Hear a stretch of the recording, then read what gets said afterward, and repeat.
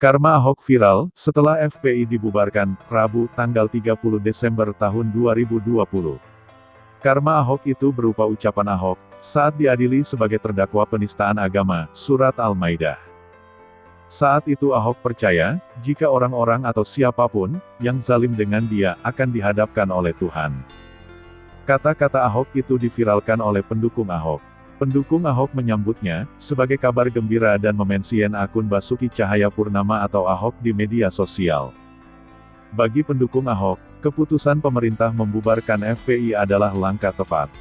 Selain itu bagi pendukung Ahok, FPI dibubarkan adalah karma bagi ormas Islam ini, lantaran beberapa tahun lalu turut serta, mendongkel Ahok dari Gubernur DKI Jakarta.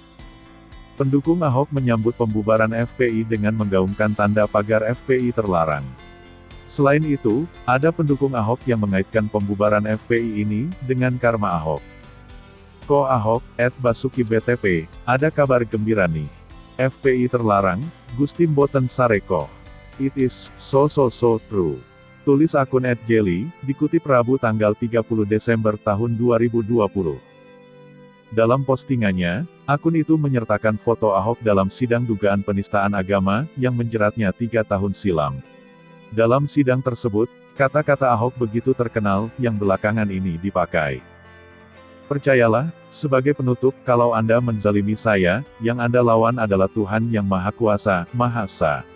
Saya akan buktikan satu persatu dipermalukan. Terima kasih, kata Ahok dalam sidang merespons kesaksian Ketua MUI, Maruf Amin kala itu. Kata-kata karma Ahok itu, sebelumnya viral di media sosial, kala Imam Besar FPI Habib Rizik, ditetapkan tersangka dan penahanan, dalam kasus kerumunan pelanggaran protokol kesehatan, serta penghasutan pada tanggal 13 Desember lalu. Kata-kata Ahok tersebut, menghiasi dan riuh di media sosial, diunggah oleh akun-akun pendukung mantan Gubernur DKI Jakarta itu. Masyarakat diminta melapor ke polisi, jika melihat atribut FPI di tempat umum. Saat ini FPI menjadi organisasi terlarang, dan FPI dibubarkan pemerintah. Hal tersebut tertuang dalam keputusan bersama Menteri Dalam Negeri, Menteri Hukum dan HAM, Menteri Komunikasi dan Informatika, Jaksa Agung RI, Kepala Badan Nasional Penanggulangan Terorisme, BNPT, tentang larangan kegiatan penggunaan simbol dan atribut, serta penghentian kegiatan Front Pembela Islam.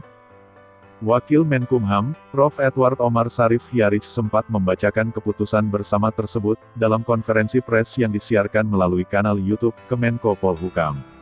Permintaan pemerintah tersebut, tertuang pada keputusan poin kelima. Meminta kepada warga masyarakat, untuk tidak terpengaruh dan terlibat dalam kegiatan, penggunaan simbol dan atribut Front Pembela Islam, kata Edward. Meminta untuk melaporkan, kepada aparat penegak hukum setiap kegiatan, penggunaan simbol dan atribut Front Pembela Islam, tambahnya. Bubarnya FPI, juga dinyatakan pada poin ke-1 keputusan bersama tersebut. Edward menyebut, bahwa FPI adalah organisasi yang tidak terdaftar sebagai organisasi kemasyarakatan, sebagaimana diatur dalam peraturan perundang-undangan, sehingga secara de jure telah bubar sebagai organisasi kemasyarakatan. Kemudian FPI, sebagai organisasi kemasyarakatan yang secara de jure telah bubar, pada kenyataannya masih terus melakukan berbagai kegiatan, yang mengganggu ketentraman, ketertiban umum dan bertentangan dengan hukum.